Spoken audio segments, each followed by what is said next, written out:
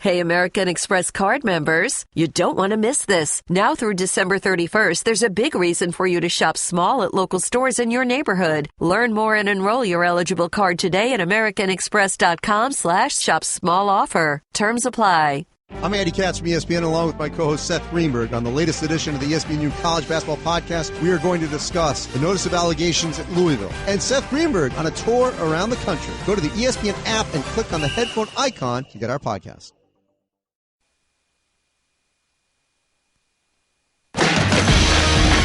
This is Mike and Mike on ESPN Radio and ESPN2. Look around at how lucky we are to be alive right now. Russell Waiting drove in 95 during the regular season. The 2-0, a swing and a high fly ball. That's a grand slam. Game 7, understandably, I get it. It's going to be fantastic, but that doesn't help the fact of how much I was yelling. Somebody just catch the ball in the outfield. Just catch the ball, okay? I got it. Mine. You got it. Yours. Something. Somebody say something. Okay, I'm done. Now, here's Mike and Mike. Back and better than ever, Mike and Mike, presented by Progressive Insurance. Our guests on the Shell Pennzoil Performance Line. Look around at how lucky we are to be alive right now in a great year in sports. That's a Hamilton line. Yeah. And how great, this is a year in sports that began while he wasn't the star of the game, with Peyton Manning winning a Super Bowl in his final NFL game. It gave way then to Sidney Crosby, the biggest star in the National Hockey League, winning the Stanley Cup. Then LeBron James, the biggest star in the NBA, coming from 3-1 down to win the NBA championship. And now it culminates with the World Series and the Chicago Cubs, who haven't won. I had the days here, and I'll find it again. It's on 39,466 days since the Cubs won and 24,859 days since the Indians won. That's what we have to look forward to Listen, tonight. I wanted it to end, and as all Indian fans would. You know, my daughter, who works with the Browns, and I was out there last night saying it was an unbelievable scene outside, that she wasn't in the game, and the Cavs played as well at 6 o'clock, but just out downtown area. She said it was just fantastic, and just like it was in Chicago. It's a party. You know, and that's what it is in Cleveland, and I think that's fantastic. We were talking to the break. The ratings should be unbelievable tonight. So that all's great. I wish it would have ended last night, but, man, what we're building to tonight, and I have to imagine, now, again, I've never played in a Super Bowl, but in playing in bigger games, the one thing that is a constant, you know what players want? To get to the game. Get to the game. That's why I hated night games. I hated sitting around all day, but this is what it is. You know when the games are going to be, and I'm sure players will just let's just get this thing going. The sooner they can get to the ballpark, the sooner they can start their routines, the better off they're all going to be kind of getting in their mode. All right, let me lay out the hour for you here, because we have so much we're going to do. We're going to start here with the television ratings. We're going to get John Gruden in and talk a little football with him. We're going to get, you're going to hear from Terry Francona on what was the biggest win the Indians had in a loss last night. We'll get Reese Davis on the college football rankings, which came out last night. And then the most important thing we'll do is in 45 minutes, 7:45 Eastern, 6:45 Central, we're going to give you the winning word and your chance to win a trip with us to Tampa for the college football playoff. So a huge hour with us here on Mike and Mike. Twitter through the 1-800-Flowers.com Twitter feed. Tony tweets, Cubs have faced 2 elimination games. Indians haven't. Different dynamic. Bring on Game 7. My opinion, irrelevant. Irrelevant. You know, but that's what you can do. You can throw out so many scenarios out there that the Cubs had their backs against the wall twice and they came through. The Indians hadn't had to deal with that just yet. I get it. Fair point to make. But I don't think it's going to make a difference. I don't either. I think it's all about the starting pitchers tonight. I think it is all about what does Kluber have. I have total confidence that Kluber will be mentally and psychologically fine. Yes. The question is, what does he have left in the tank? Or maybe more to the point, what do you lose based on consecutive starts on short rest? The last guy to win games 1, 4, and 7 of the World Series as a starting pitcher was Bob Gibson in 1967. So It hasn't happened in a long time for a reason. It's not easy to do. So that will be the big question. On the other side, Kyle Hendricks, who is probably going to win the National League Cy Young this year, was better at home than on the road. He's on the road. And let's see, does he rise to the occasion tonight and give you a great start? They need more out of him than the Indians need out of Kluber. I think Kluber is going to be Kluber, but it's just a matter of how long. Can he get through that order one time? Will that be enough for Francona then to make a move? I'm sure he'd love to see him go into the fifth. I'm sure, that would be great for him. But, and again, and I don't want to make them the highlight because you never want it to be that way, but how's that home plate umpire going to call it? How's he going to call the balls on the plate? Because you know what Kluber throws and how he throws it.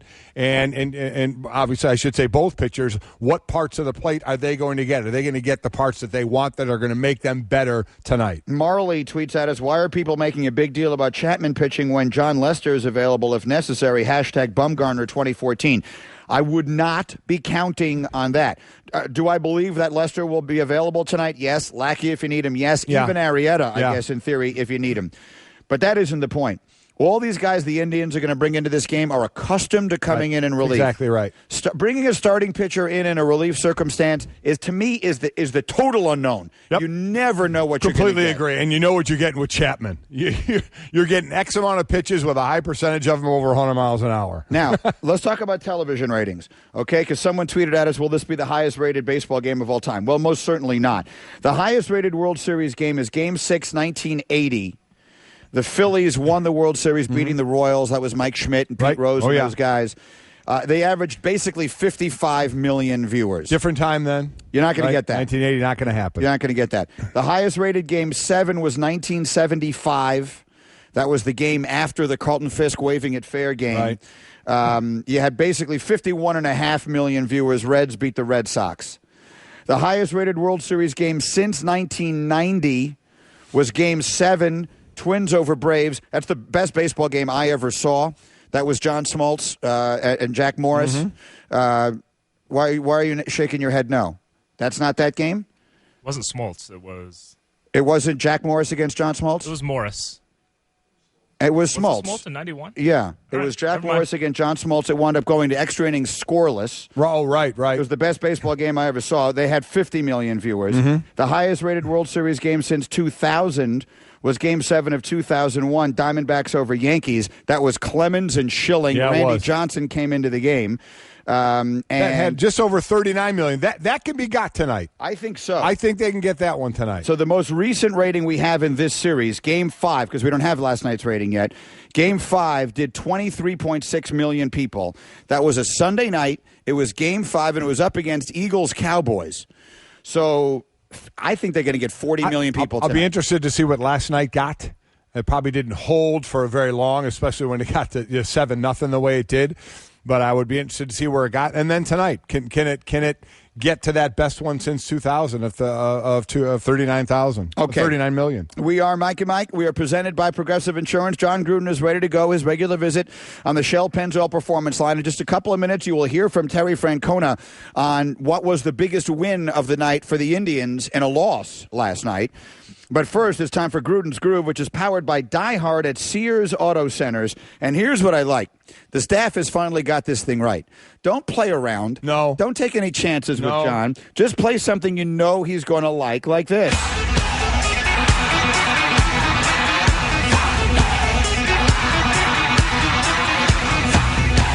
Today's Gruden's Groove is Thunderstruck by AC/DC. Can't go wrong there. Tweeted in by Brian Metzger 3. John, I assume this meets with your approval.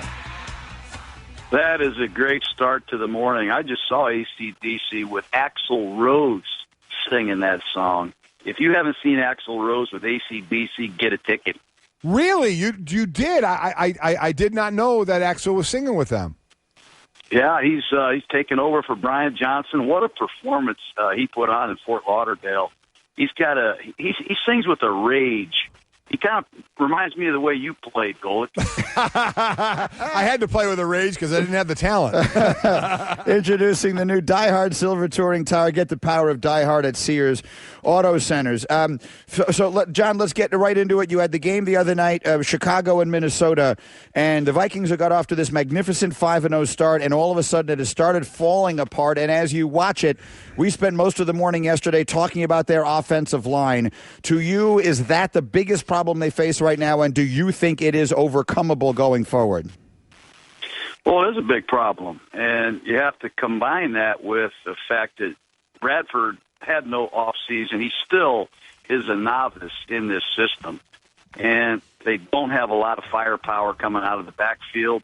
Their wide receiver core, limited. We haven't seen Laquan Treadwell, their first-round pick.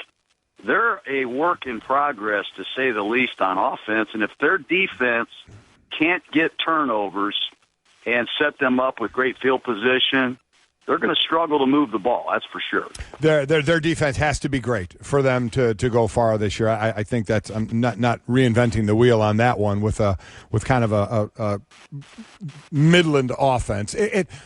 One thing we're talking about a lot, John, is offensive lines. Minnesota's offensive line beat up. The backups not getting the job done. Philly's O-line early was playing well. Lane Johnson out with the suspension. We keep talking about Dak Prescott and Zeke Elliott. Well, they're playing in front of the best line in the game. The offensive line in Atlanta improves with Alex Mack going there. The O-line for Oakland, Derek Carr playing so well, but they're running fifth best in the league. The offensive line, I think, is getting more positive play and negative play as well, considering that the play maybe isn't up to par. And I know we've talked about this before, but if you can get into it more of what reasons for that may be. A lot of people, I've heard people say there's no difference in the offensive line play today than yesterday. To me, there's a big drop-off. There's a big difference. When you look at the Chicago Bears offensive line Monday night against the Vikings, write their names down from left tackle to right tackle, how much experience they have with each other playing with the Chicago Bears. And then look at the 85 Bears when they won the Super Bowl, Mike. And you look at Jimbo Covert, you look at Mark Bortz, Jay Hilgenberg, Tom Thayer, and Keith Van Horn. Those guys played together for 7, 8, 9, 10 years. And they had Walter Payton, and that's the last time the Bears had a Pro Bowl quarterback, Jim McMahon. You have to have continuity on the offensive line. You have to go out there and practice in pads to be a great offensive line, in my opinion. And if you're not going to have continuity and you're not going to have a lot of time spent together on the practice field practicing the things that are going to happen, performance is not going to be as good. And I've seen it around the league. There are some teams that have great offensive lines, but there aren't very many. Mike John Gruden is with us quickly around the league a little bit. Mike briefly mentioned the Raiders, who are off to a great start. They've won 5 road games, and their quarterback, Derek Carr, in my personal opinion, at the midway point of the season, is the most valuable player in the league. How much film have you been able to watch on Carr so far, and what are we seeing in this kid right now, John? Well, they're overcoming a lot. I mean, you overcome 24 penalties and throw for 500 yards and win a game on the road. That's a great accomplishment. He can throw the ball as good as anybody in the league, anybody, anywhere on the planet. This kid can really throw the football. They've got some good receivers. I think their system is interesting. They can spread you out. They can run the ball with a very good offensive line. And the kid has a will to win. He's got some intangibles that are championship level. And when you can go undefeated on the road in the NFL, and I know how hard it is, too, in Oakland. Those are long flights. They just spent a whole week here in Florida between games. There's been a lot of distractions, but the silver and black looks really good. And Derek Carr is an athletic quarterback. Things don't have to be perfect. He can get out of trouble, and he can stick the ball in tight windows, unlike most people. Yeah, and he throws it off his back foot and wherever it is, and he gets it in there. Maybe it's just the jersey number that he wears, but I'm hearing a lot of people say that he looks a little bit like a young Brett Favre. Now, John, you coached a young Brett Favre. Do you see similarities there? Well, there are. Number one, the arm talent is incredible. I mean, this guy can throw rockets. There's not a pass play that you can dream up that he can't throw. He can throw any pass you can put in your playbook. He's athletic. He's a great competitor. He has a charisma about him that Favre had.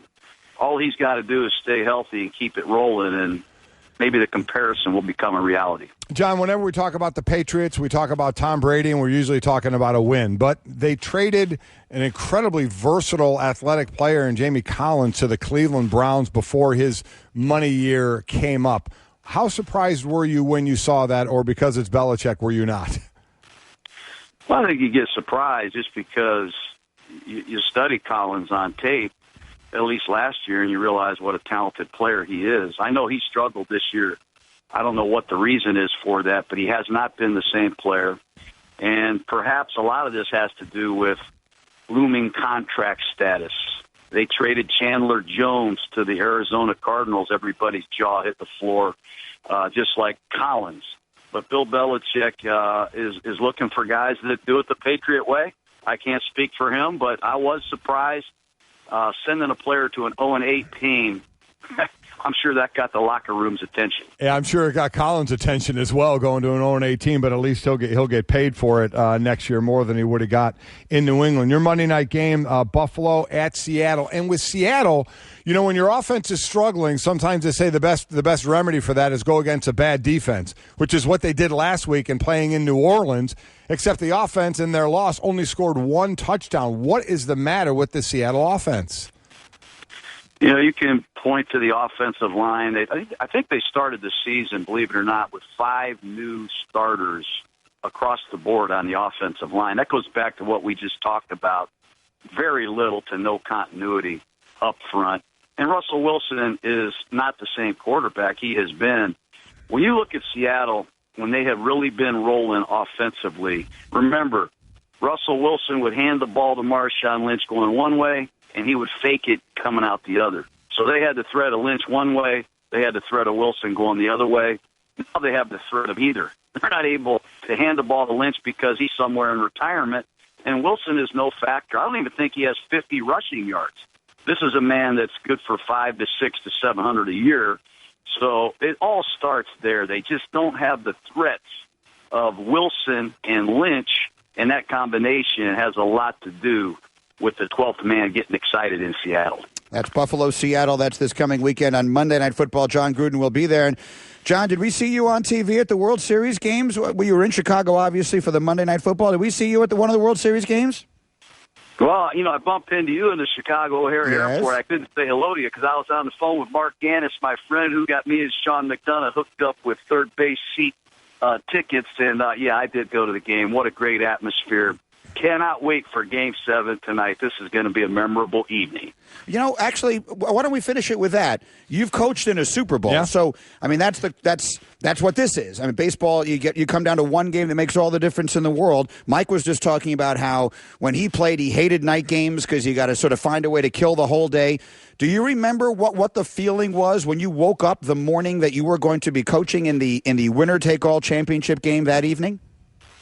Oh, yeah, I remember. I remember like yesterday. I think I was frozen in my bed looking at the ceiling. I was nervous. I was really excited. Hadn't slept well 3 or 4 days prior to the night before the game. So many thoughts go through your head, contingency plans. But I'll tell you what I loved about the game we were at. The Cubs' backs have been against the wall for a while now. And Joe Madden went all in with Chapman on the relief pitcher. I mean, he had nobody in the bullpen. He didn't even blink. He was coming to Chapman to close out that game. It was awesome. So anything goes in a single elimination game. You might see some crazy moves from these two managers tonight. They got to find a way to get a run. They got to find a way to put out the fire. So don't miss this one. And by the way, I was going to ask you guys, who checks your box to see what TV shows you're watching? These ratings, I keep hearing about all these ratings. No one ever checks my box. Yeah, I don't know. I'm well, never the Nielsen part of the Company, ratings. they have. Yeah. It's a somewhat sophisticated formula, John. What happens is that I'm not involved they have in. these Nielsen families, and they put boxes in certain people's homes. Yeah, it's only the family's name Nielsen. No, it's not. Oh, it's just people that we don't know, because I've never had anybody check my box or anybody I know's box. well, we'll see if we can't look into that. Yeah, we will. John, thank you so much. We'll see you in Seattle Monday night. John Gruden with us.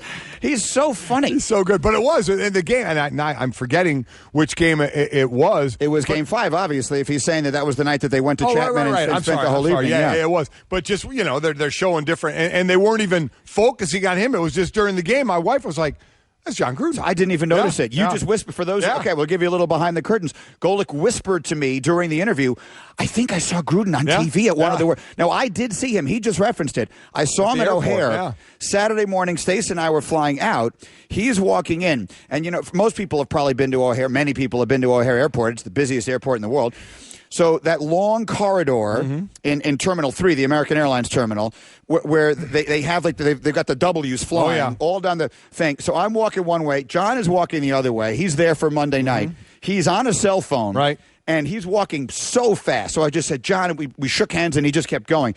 He's so intense. Just seeing him is just walking down the airport. Yeah. Like he radiates intensity. He does. It is very, I was like tired from a 5-second interaction with John Gruden. Imagine getting coached by him. I can't.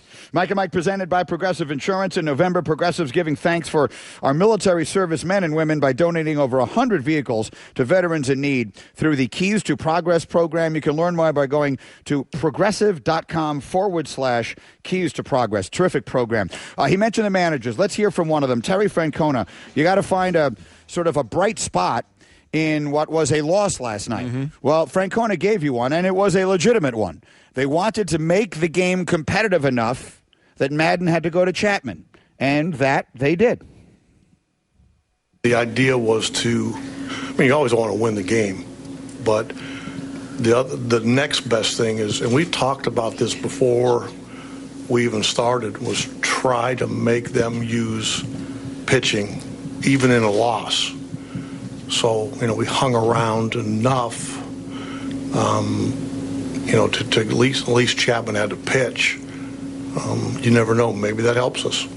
He did have to pitch. He threw 20 pitches. There are those that think Joe Madden did not make the right move in putting Chapman in, that it wasn't competitive enough to put Chapman in, but Madden was going to make sure he got the win, and he did, and now there's a Game 7. I'm not going to second-guess it. No, I'm not. Because as John Gruden just said and all that, now Jesse Rogers was on with us earlier and said maybe you second-guess him going back out there for the ninth. For the ninth, yeah. When you've added to your lead and the game is safe, the cow is safely in the barn, or where's the cow? Horse in the barn. Whatever it is. Whatever the expression is about the game being over. But, Eduardo Perez and guys like that, and look, I totally respect their opinion. Sure. Second-guessing and questioning the decision. I don't do it, and here's why. Because I always look at what's the alternative.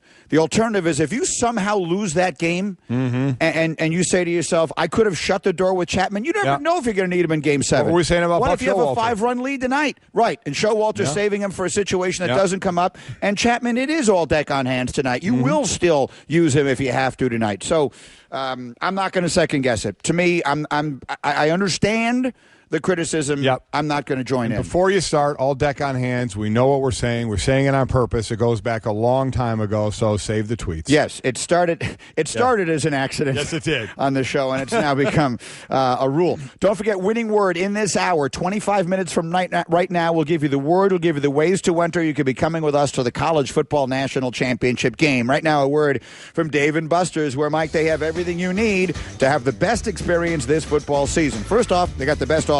Play 3 sports games free every day now till November 13th. You're the quarterback. Test your skills, challenge your friends with a 2-minute drill. Then in my world, $5 apps on Sundays, Mondays, and Thursdays, like Huddle-O Nachos, mozzarella sticks, spinach dip, all for $5. Then you're going to wash it down. How about with over 20 beers to choose from? Oh, and did we mention the tons of massive HD TVs, crystal clear, so big no matter where you sit, you're going to feel like you're at the game, but with much better seats. Hurry in now. The best offer there is. Play 3 sports games free, $5 apps, and beer specials, and the crazy amount of monster TVs to watch the games. These offers won't last, so hurry on in. Dave & Buster's, the only place to watch the games and to play the games. Back after this, Mike and Mike.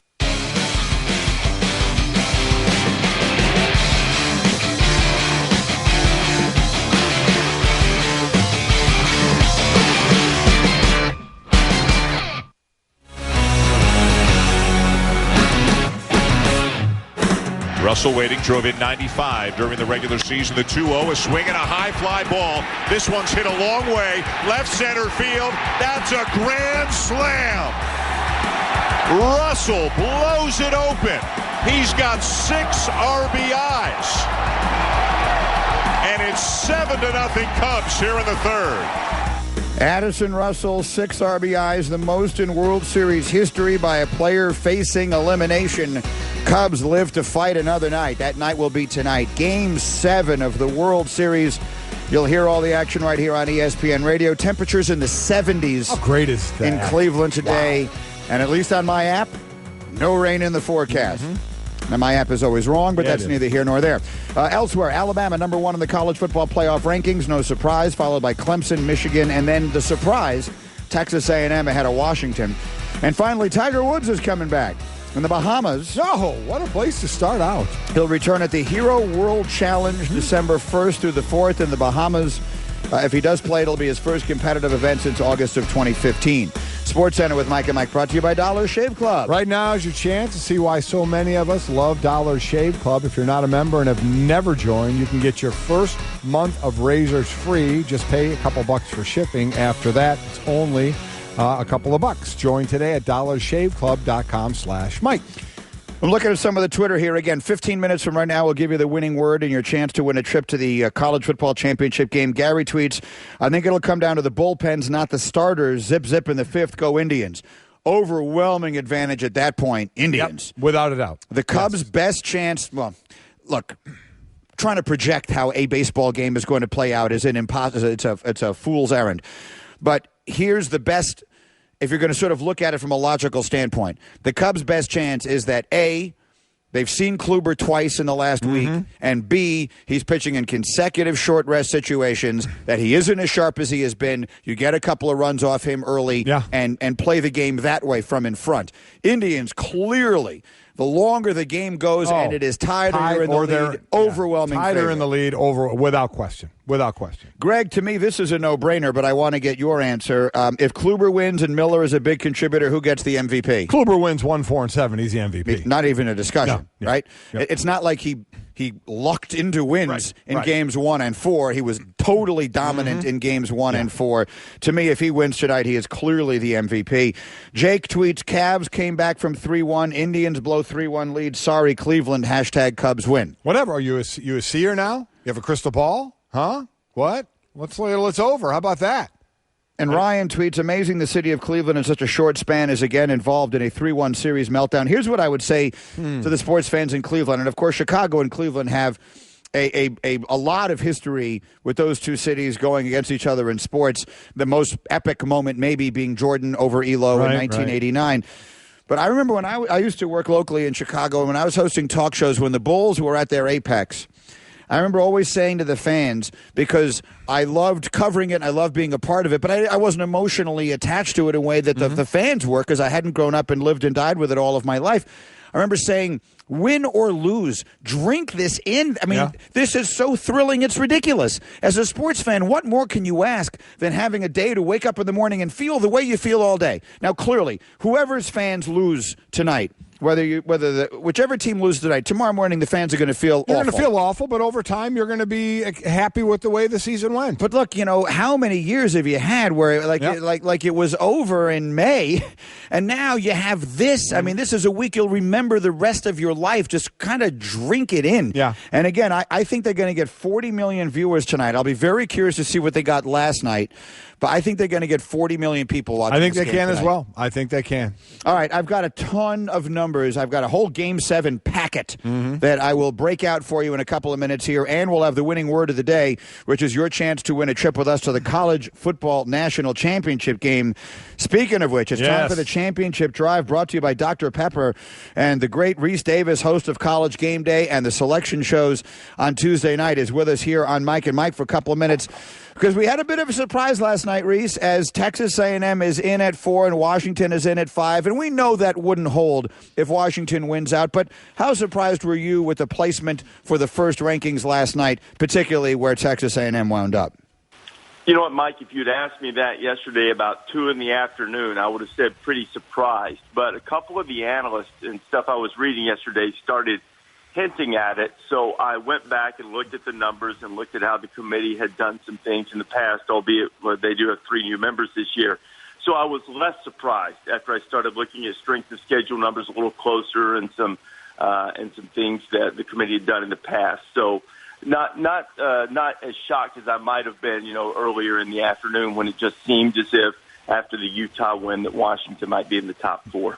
And one of the things we know, if Washington continues to win and win out, they have nothing to worry about. They're going to be there. I know everybody was talking about that, and I firmly believe that. And so they still control what they're going to do. Another team we were kind of waiting, I think people thought, were they going to be 5 or 6? They turned out to be 7, is Louisville, and the amount of help they're going to need to be that one-loss team that looks like they wouldn't get to a conference championship, and their only loss is that close game to Clemson, could still find themselves on the outside looking in. Yeah, Mike, those are the two big takeaways. For me, I think the thing that happened with Louisville, and one of the things that the people who've been on the committee and around it will tell you, that if you're going to separate yourself as a team that does not win a conference championship, you can't be in a cluster of teams. And I think that Louisville's performance probably against Duke and against Virginia, at least for now, hasn't allowed them to do that. And it would appear, barring huge shakeups the rest of the way, that it would take monumental meltdowns in front of them for Louisville to get in, especially as a second team from the ACC. I think that was the big takeaway. And the other one was, while I totally agree with what you guys are saying about Washington, the one thing I do believe that if we can draw this type of inference from the first rankings, that a one-loss Washington as Pac-12 champion still might be in a bit of a precarious position, depending on what happens with Ohio State and Michigan the rest of the way, and Alabama, Texas A&M. Completely agree with that. Washington running the table are going to be in. Washington with one loss, you're right, could be in trouble. Yeah, I agree. What other teams in your guys' mind can throw a monkey wrench into this whole system right now? Well, I think the most obvious one right now is LSU, and right behind them would be Auburn and Wisconsin. Those are all 2-loss teams who have opportunities that aren't too terribly far-fetched to win their conference championships. And if they do that, then they could throw it into a bit of upheaval and perhaps be 2-loss teams ranked ahead of 1-loss teams. How would you handle a 2-loss Big Ten champion Wisconsin as opposed to a 1-loss Washington team? Those are the ones that jump out, and I would imagine, although I think given the relative lack of opportunity for marquee wins in the Big 12, Oklahoma would probably fit into that category as well to some degree. We'll take care of Wisconsin for you this weekend, by the way, Reese. Don't worry about that. They're coming to Evanston. Hey, I'm going to tell you, Mike, I'm going to tell you that Clayton Thorson, he is a stud. I agree with you. I think Wisconsin had better be really careful this weekend. With Northwestern has 3 really dynamic weapons. I think they've got a shot Saturday. I really do. Carr and Jackson and their quarterback, and the defense isn't bad. I couldn't breathe the entire fourth quarter of that game at Ohio State. And I was telling Golick about Thorson yesterday, but that's a conversation for another day. Go ahead. Oh, I was going to say, Big 12 out, right? I mean, you believe two-pronged. Are they out? Do you believe they're eliminated? And do you also believe with the recent decision by them not to expand that they're just an unraveling conference now? I'm not going to go that far on the second part, Mike, because I don't have a problem with them not expanding. I don't know, with all due respect to the others, who could have really brought a lot of value and strength to them at this point in time. Not that there aren't good programs and good teams, but I kind of get it.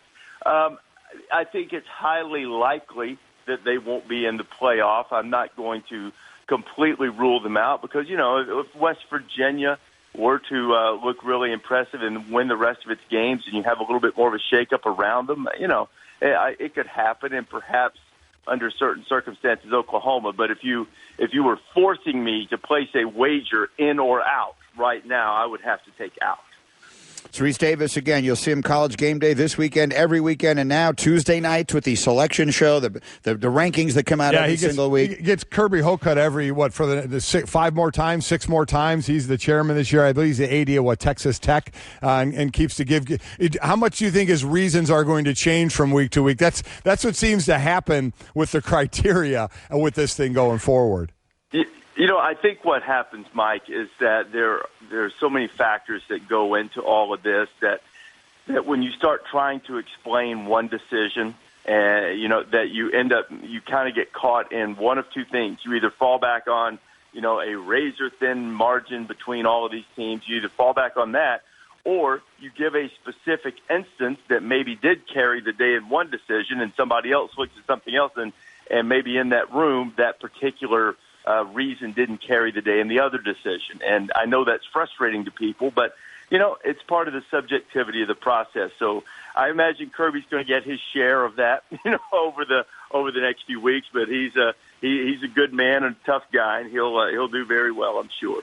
Reese, you're the best. We'll see you this weekend, and we'll check in again soon. Thank you. All right, fellas. Thanks, Have a Reese. good one. See you Bruce later. Davis with us, the College Football Playoff Trophy presented by Dr. Pepper. It's a college football tradition. Interesting. Of the top 13 spots, 10 of them, 5 each, held by Big Ten and by the SEC. Do you want to go to the College Football Championship game? Just be listening or watching next. We're going to give you the word and the way to enter the contest, and I'll tell you everything you could possibly want to know about Game 7 of the World Series after this word from Burger King. Mike, what is the best place to have your breakfast? How about on a warm croissant? Right now at Burger King, get 2 sandwich breakfast sandwiches for just $4. A light, flaky croissant piled high with savory sausage or thick-cut smoked bacon, 2 just for $4. It isn't breakfast. This is Burger King breakfast. Get 2 sandwich breakfast sandwiches right now for $4 only at Burger King. Restrictions do apply. Price and participation vary. We're back after this on Mike and Mike. Ferguson, the right people, the right products, right around the corner. Visit Ferguson.com.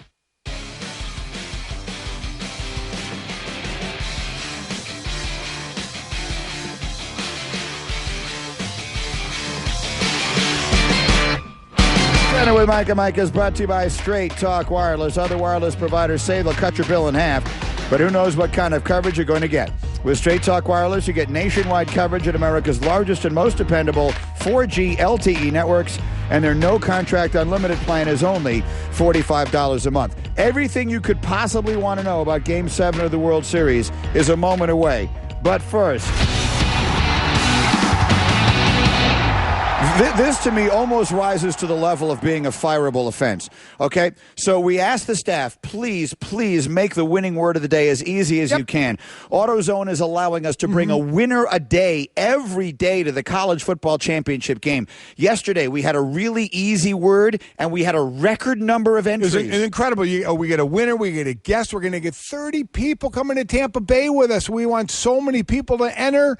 And because of the idiocy of the people running this thing, and I mean figuring out the word, which is Brooksy, we lose people. So today's word is 7. 7. How many people are just going to send us the digit 7? Can't do it. You can't do it. You have to write out the word 7. I genuinely believe, I can't believe I'm saying this, we're going to have a word meeting.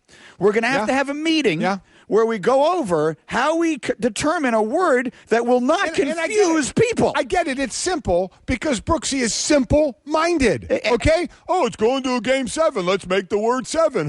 What could be wrong about that? Exactly. What could go wrong? Yeah, exactly. Right. Here's what could go wrong. It's also a digit. Yeah.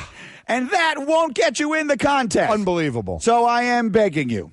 Golick is going to give you 2 different ways to enter the word right now.